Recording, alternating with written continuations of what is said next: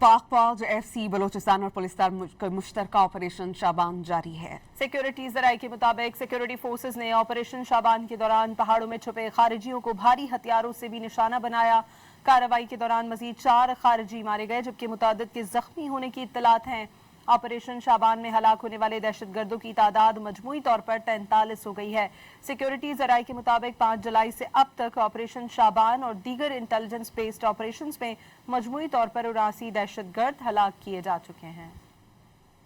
पाक फौज FC बलोचिस्तान और पुलिस का मुश्तरका ऑपरेशन शाबान जारी है। सिक्योरिटी जराये के मुताबिक सिक्योरिटी फोर्सेज ने ऑपरेशन शाबान के दौरान पहाड़ों में छुपे खारिजियों को भारी हथियारों से भी निशाना बनाया। कार्रवाई के दौरान मजीद 4 खारिजी मारे गए जबकि मुतादिद के जख्मी होने की इत्तलात हैं। ऑपरेशन शाबान में हलाक होने वाले दहशतगर्दों की तादाद मजमूई तौर पर 43 हो गई है।